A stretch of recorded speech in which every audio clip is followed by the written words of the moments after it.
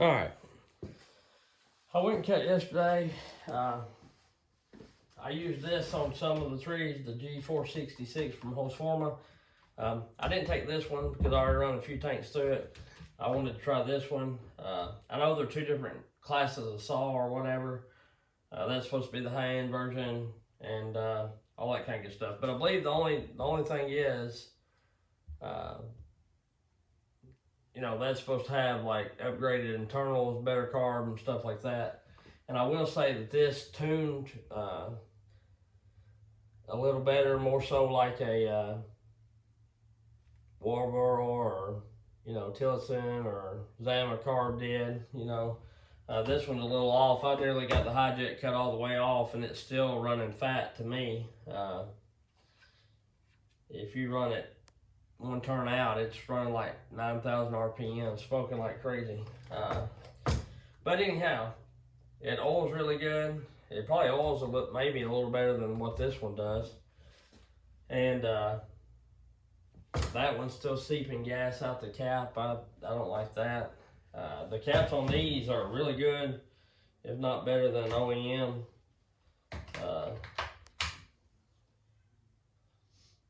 There may be just a little seepage, or that might have been for me, but it's I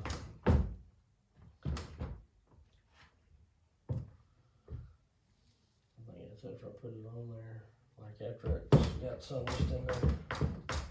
But anyway, all in all, they're both fairly decent saws, and they're both clone saws. They're not going to be perfect by any stretch of the imagination. I done a short saying this one had better fit and finish, and I still believe that.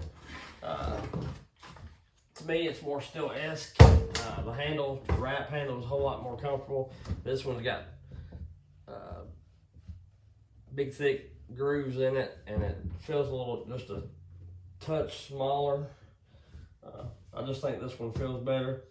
It fit better as far as when it went together. This one was probably about an inch off. I put the side ones in and then went to line that up, and it was way, way out of whack, the handle was. This one fit pretty good. The dog bolts broke on this one, and I tightened them up the same. I used my little impact on like level 2 and just bump it tight, and it snapped them. So I had to put steel ones on. Then I went real easy and it jarred. Then they fell off and it jarred loose. So as far as starting and running, they both started up really good and ran really good. The tensioner, the chain tensioner is a little smoother on this one than that one. This one is pretty grabby. It's more like my kit saw was, and this one was really, really smooth. More like a Stihl, which I've had some Stihls that's a little grabby, so.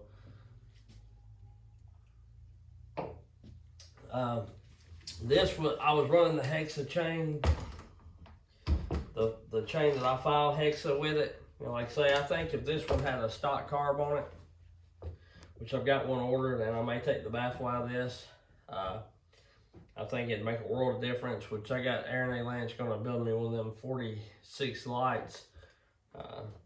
He really gets some things a hopping. But all in all, this is a pretty decent saw. I wouldn't mind going to cut with it all the time. There's really nothing I see the matter with it. This fuel cap's seeping a little bit too. And it could be just because I've got a bunch of trash up in that dude. That's my fault. But it may not be getting a good seal on it. But the other day, I filled it up and cut with a little bit, and I didn't have that problem. So something's changed, and it could be where I've got trash in it, like I say. But regardless, this one, I really like it. It feels pretty good. Of course, it's a lighter saw, I know. Let's see how that's doing. Well, the filter's was doing really good. Until I dropped all that crap down there.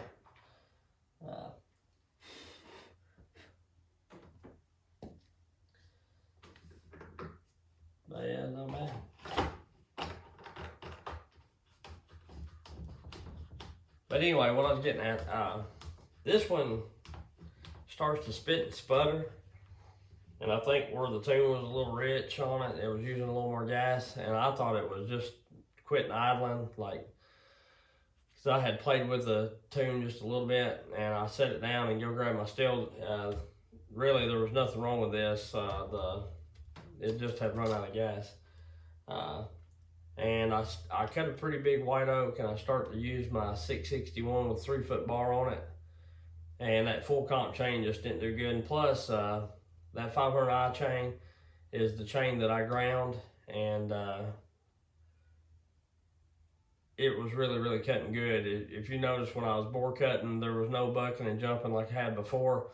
I went back to using my grind on the grinder, and also went back to using the Husqvarna high setting on the full comp chain. Now on the skip, you can kind of use the West Coast saw gauge, but that's how I got it. That's how I'm back smooth like I was before. I'm using the Husky gauge again. Although the Husky gauge, I like the West Coast gauge better because it's harder material. It don't wear out as quick, but I wished he would have a little bit of higher setting so that that when we're bore cutting these hardwoods, it ain't you know, because that chain was grabbing. It was pulling really good, and you could bore and not have no trouble. So, and you could really lay on it. So anyhow, with that being said, I hope you enjoy this. I've had a terrible cold, tested positive for COVID. Don't know if I've got it or not, but it is what it is. I was a little under the weather, feeling pretty rough yesterday. I probably shouldn't even really been cutting, but I started that job last weekend, went into it kind of slow, and I wanted to get over there and lay some trees down so the people didn't think that I was giving up. And on these hinges, some of my hinges are a little rough, but when I'm cutting around the house like that I am, it's different than cutting in the woods or 90 miles from the house where a tree's not going to hit it. When I cut like that, I cut for like trees to veneer out and not pull no fiber and stuff like that. But when I'm cutting around the house, a lot of times I leave pretty thick hinges and whatnot, just so I know that tree has more odds of doing what I want it to do and not getting all crazy goofy. Because if you cut your hinge thin, because some of them had a little bit of side lean, but they had enough I could swing them around and get them to where I wanted to go. And like that last big one, it was actually a double. It had grew up double, and I just don't want to take a chance on it splitting. I think it would have been, it wouldn't hit the house, but when you're cutting and you're trying to be professional, you don't want any of it hitting the house. So some of the hinges are a little thicker, and I don't know what was going on with my phone yesterday. It got some of them, it missed some of them.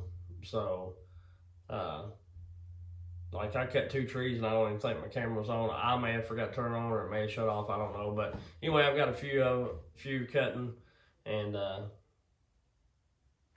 with this saw and the 500i, I've got the 462 and I've got the 400, and the 400's really nice. But when it comes to cutting bigger trees like that, and that 28-inch bar, I seem to lean towards the 500i quite a bit more. And that's just the way it is. It's a really good running cutting saw. Think what you want to. I know there's several people out there that think that these M-tronic auto-tune saws are crappy.